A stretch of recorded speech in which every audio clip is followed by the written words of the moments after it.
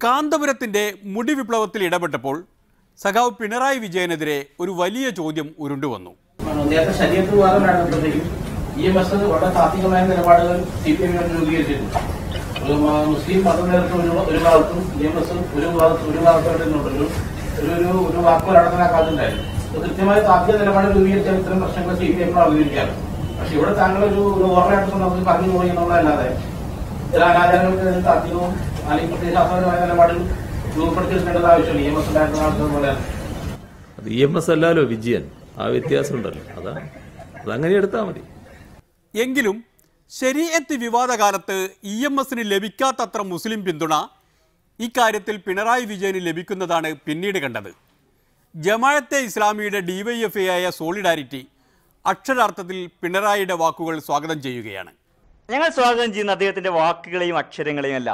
പിണറായി വിജയന് ഒരു മതവിഷയത്തിൽ ഇടപെടാൻ അവകാശമില്ല എന്നാണ് കാന്തപുരം AP അബൂബക്കർ മുസ്ലിയാരും തൊട്ടുമുമ്പ് യേശുവിൻ്റെ പടം വെച്ച വിഷയത്തിൽ കത്തോലിക്ക സഭയും അതിനെ തുടർന്ന് UDF ഒക്കെ പറയാൻ ശ്രമിച്ചു. അതിനെയാണ് ഞങ്ങൾ ക്രോസ് ചെയ്യാൻ ശ്രമിക്കുന്നത്. ഇടപെടാൻ തീർച്ചയായിട്ടും അവകാശമുണ്ട്. ഇവിടുത്തെ മാന്യമായിരിക്കണം എന്തൊക്കെ പറക്കാര്യം.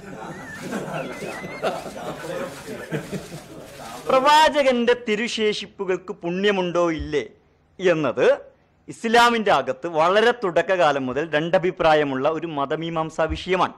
ആ വിഷയത്തിൽ ഇപ്പോൾ സോളിഡാരിറ്റി ഇടപെടുന്നില്ല. ഉണ്ടാവട്ടെ, ഉണ്ടാവാതിരിക്കട്ടെ. കേരളത്തിലെ വിഷയം രണ്ട് കാര്യങ്ങളാണ്.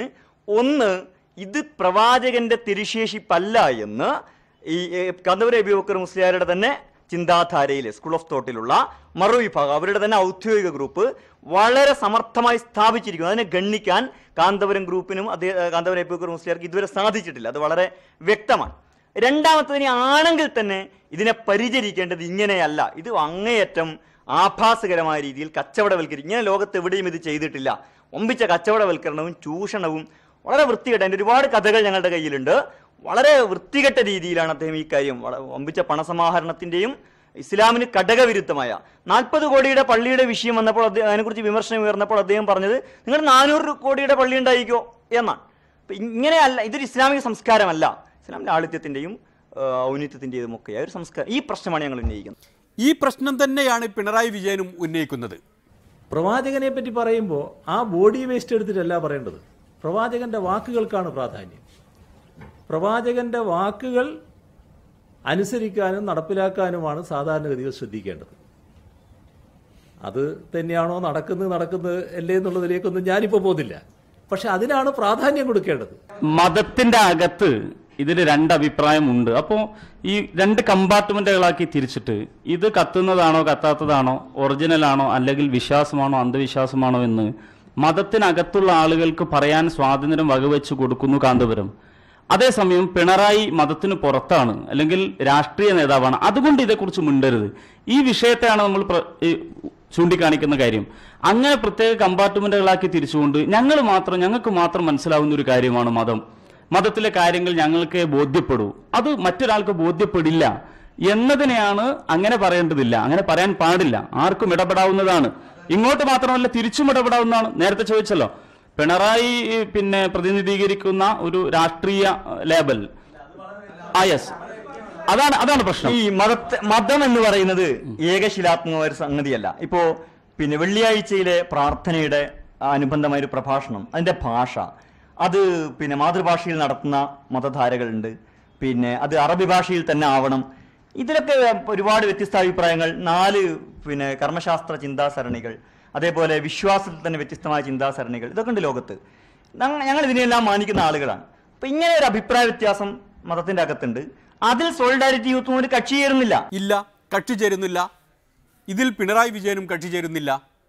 ഇന്ന് ഇതൊരു പ്രത്യേക കമ്പാർട്ട്മെന്റുകളായിട്ടല്ലോ.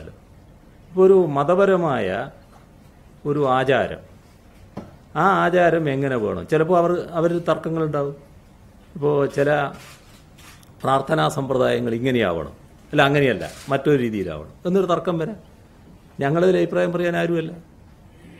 അഭിപ്രായം പറഞ്ഞതുകൊണ്ട് യാതൊരു കാര്യമില്ല.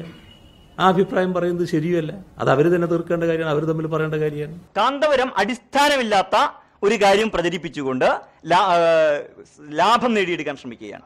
ആളുകൾ ആത്മീയമായി ചൂഷണം ചെയ്യുകയാണ്.